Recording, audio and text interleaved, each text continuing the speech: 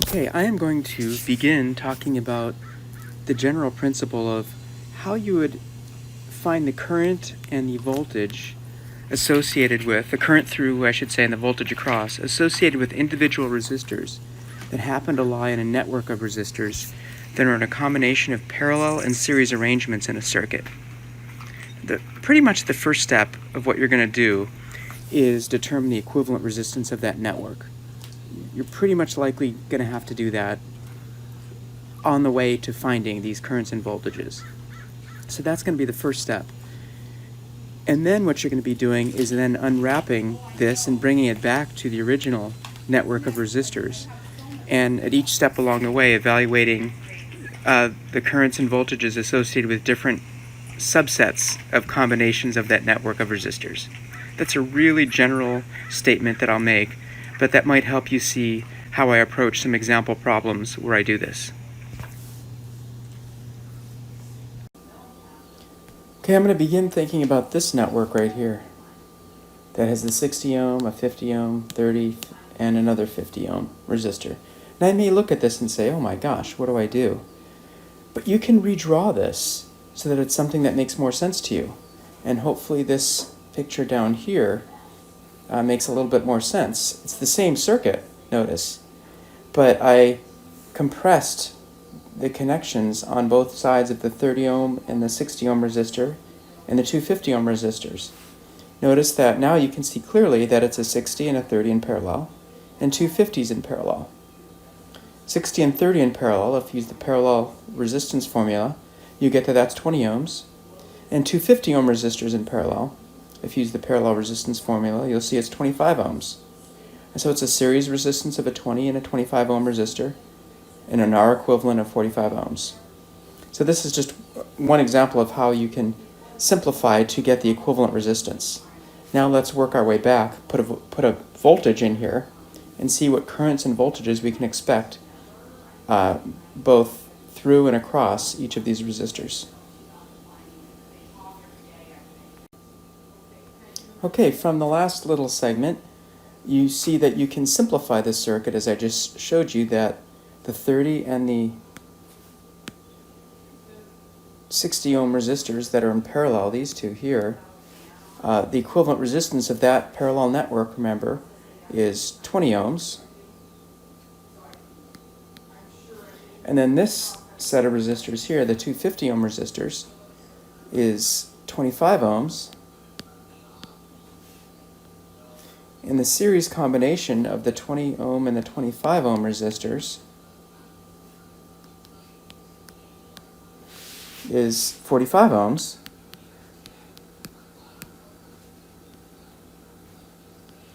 And that, in connection with a 9-volt resistor, I could find the current that's passing through the battery, and it's passing through the single 45 ohm equivalent resistor.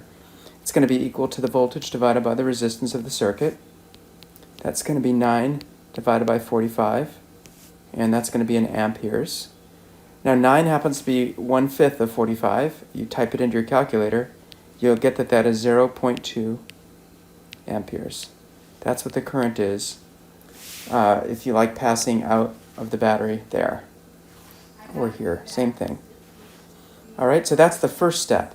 What next? Okay, so the next thing we want to do is go one step up. So this situation is actually right here. Let me go to this one and expand this out right here and take a closer look at what's going to happen there. So I went down to my equivalent resistance, 45 ohms, found the current, and if you like, the voltage across that resistor, it's going to be 9 volts. Then I'm going to expand it back. I'm going to go to this intermediate step here and say, okay, well, I have 0.2 amps.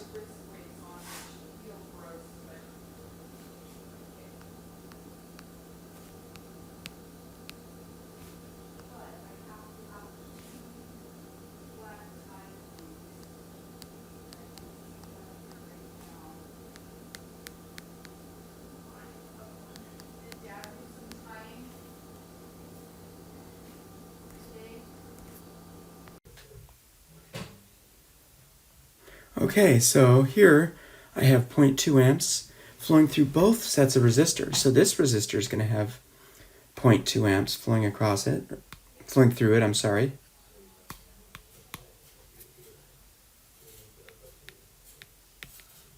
And so is this resistor. So what's going to be the voltage drop across them? Well, for each resistor, I'll call this one, I hate to call it R1 in a sense because it's not really one of the original resistors in the circuit, it's the combination of it. But across this combination, which sometimes I'll call, maybe I'll call this one R1, comma 2, and I'll call the other one R3, comma 4. R1, comma 2, I'll say V1, comma 2 is equal to I times R1, comma 2. All right, so that is fine to do. And it's just Ohm's law. And I take 0.2 amps times 20 ohms. 0.2 amps times 20 ohms is 4 volts.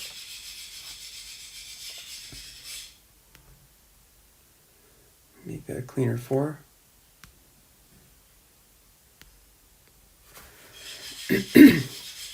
And then V3, comma 4 is equal to I times R3, comma 4. Again, I'm just applying Ohm's law, and it's 0.2 amps times 25 ohms. That's 5 volts. Okay, so I have 5 volts dropped across this one, 4 volts dropped across that one. And I'm getting there with figuring out the voltages and currents across the individual resistors. But across each of these combinations, I have 4 volts across this combination here, and 5 volts across that combination there. And then I'll take one more step here.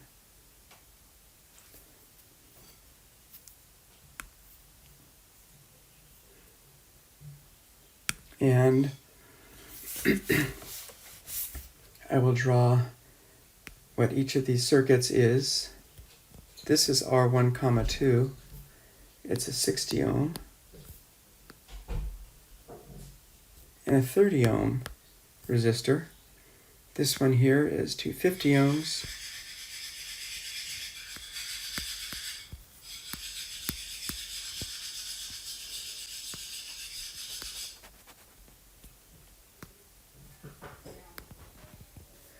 Okay, and what I know, again, this is 9 volts.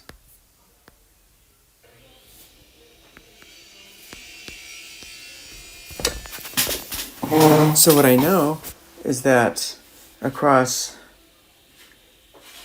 these two, let me go a different color. Across these two resistances, I have 4 volts. Across these two resistances, I have 5 volts. Look like that. That means that across that one and that one I have 4 volts, and across this one and this one I have 5 volts because they're in parallel, so they have the same voltage drop across them.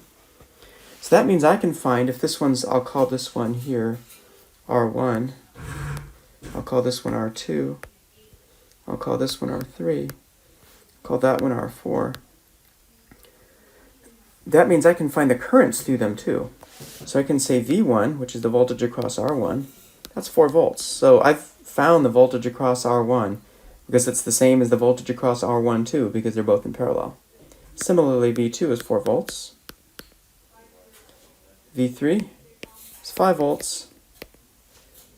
V4 is 5 volts.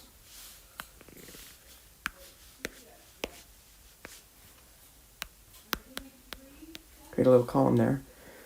I1, if you like, is, I take the voltage, use Ohm's law, V1 over R1, it's 4 over 6, it's equal to 0.67 amps. I2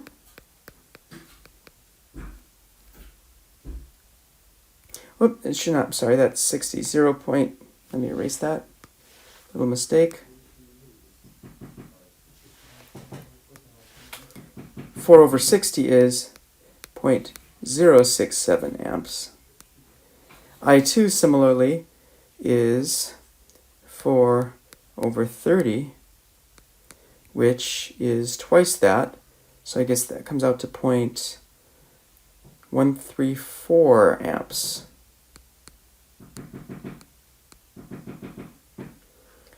Then doing something similar for V3, that's 5 volts, so I3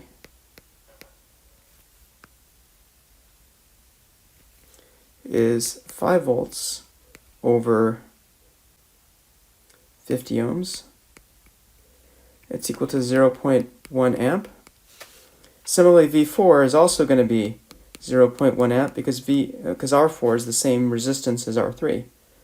So I've just figured out all of the voltages, there are these 4, and all of the currents associated with each of these resistors. And one thing that you should know, which makes sense, we said 0.2 amps is coming out of here.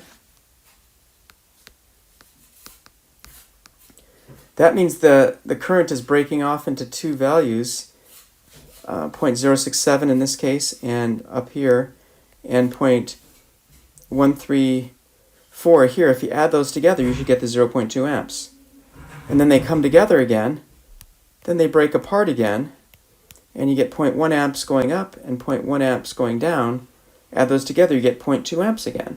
So everything makes sense. It's consistent, and we could find the powers if you want. If you multiply voltage times current, you should get the power dissipated by each of these resistors.